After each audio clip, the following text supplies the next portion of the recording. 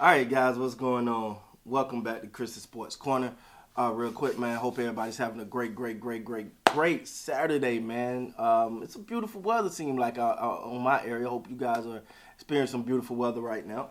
Uh, y'all know it's been a while, man, since I talked about my Dallas Cowboys, and I'm gonna be honest. I'm just gonna be honest. I kind of have a little bit of cowboy fatigue after a while. I was just as a fan of a team that's been nothing but a letdown for over 2 decades.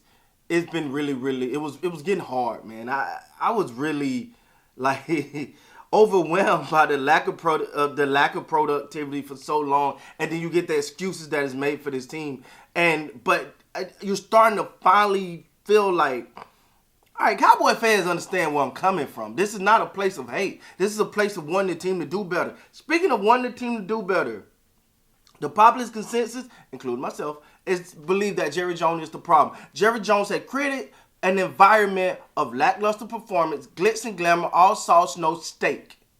Right? So, so many people are like, man, Jerry Jones got to fire himself as GM, which we know it never happened. Let's just go on and get that out of the way right now. Jerry Jones is not firing himself as GM.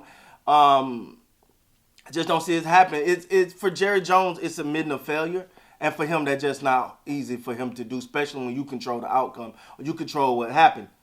But there's another thing that we're failing to realize as a Cowboy fan. As much as we think Jerry Jones the problem, and I think Jerry Jones the problem, and you probably think Jerry Jones the problem, is Stephen Jones any better? And this is a question because now there is the story of Jerry Jones wanting to get Johnny Manziel. And I think, if I'm not mistaken, it was either Zach Martin or Travis Frazier, one of those guys, that Stephen Jones was like, no, we're not doing that.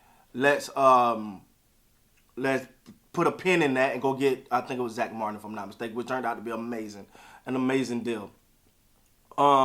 Amazing pick, at least. And you give him credit for that. And I got to give him credit for that because that was such a smart decision on his end. But the problem that what we don't talk about is the reason why the Cowboys keep trying to scrape bottom of the barrel players. Stephen Jones don't want to give nobody. He don't want to pay nobody. Listen, I know we see Cincinnati Bengals for this year, and we're like, man, they got it. They've changed the whole franchise around. They got to a Super Bowl, but don't forget all those years. It was the main problem in Cincinnati was if you follow the NFL, you know what the problem was. They don't want to pay nobody. They would let people walk out the door. They wouldn't take an opportunity. They didn't want to pay nobody because they're cheap. And that's still, and people looking now as free agency get ready to open and go, is the Cincinnati gonna actually pay and fix this line and give Joe Burrow the opportunity to be successful? Or are they gonna continue their cheapskate ways of not paying anybody? And see what happened was with a guy like Stephen Jones, he seen what New England did. They paid their quarterback, and then they kind of paid everybody else a little bit here, a little bit there, just enough to get by because they had Tom Brady. And they was winning Super Bowls. And so they didn't really pay that many people. So the Cowboys, especially Stephen Jones, had now his way of doing things, but it was solidified with what the New England Patriots was doing. But the problem with that is, what you just seen this past Super Bowl is there's another way to do it too. You go for yours when the opportunity presents itself. You actually give up the pick. See, if you follow this show at all, you follow me at all, you know one thing. I'm not the guy that's trying to accumulate all these picks. I'll trade a pick in a minute for a player that's going to justify the pick. If you got a player, if you got a number one pick, and you could trade that number one pick for a player that can pretty much give you the same outcome as someone with a number one pick, I don't get it. Why is this a hard decision to me? See, people don't understand. You go when you got a bird in the hand is worth more than two in the bush. Let me say that again. A bird in the hand is worth more than two in the bush. So this whole, let's accumulate picks and let's do all of that. And go for whatever give you the best chance to win. Stephen Jones is, okay. If you follow the Cowboys, you know the story. There was a time when Jerry Jones, and this is where the fanfare comes from the Cowboys. This is when the Cowboys was in their prominence in the 90s. When Jerry Jones was like, you know what? We going out for the win. Bring in Charles Haley. Oh, there's a cornerback out there by the name of Deion Sanders. We gonna get him. We gonna figure it out. This guy's gonna get us a Super Bowl. Damn the money.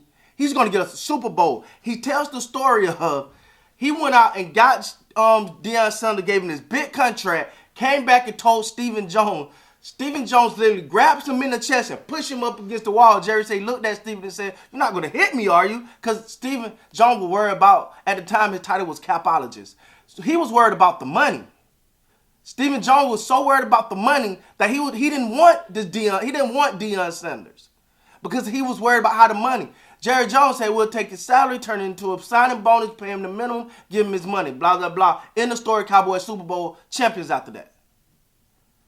But see, if you bring a guy like Stephen Jones in there and he's fully running things, you don't have a yin and yang going on. Jerry Jones will give you that yin and yang. You know what? I don't really want to pay this guy. You know, Stephen, I don't want to pay nobody. Jerry, like, let's pay whoever we got to pay to get it done.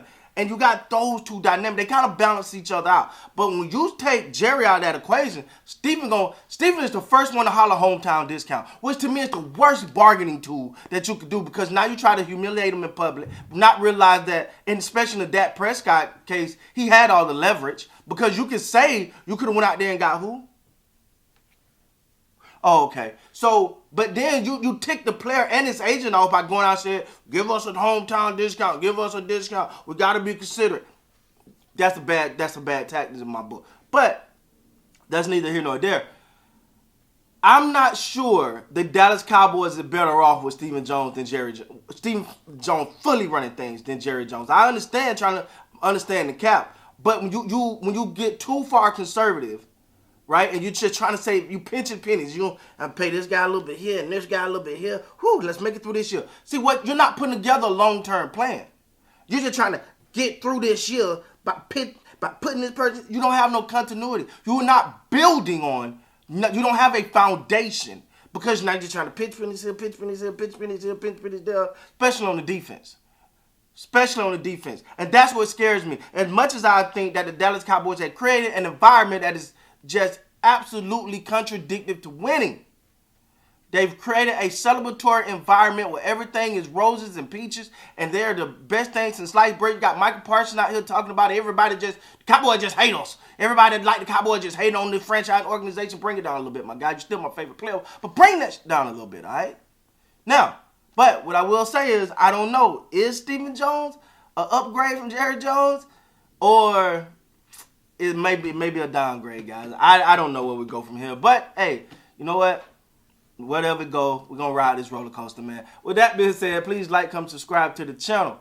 And until next time, man, you guys be great.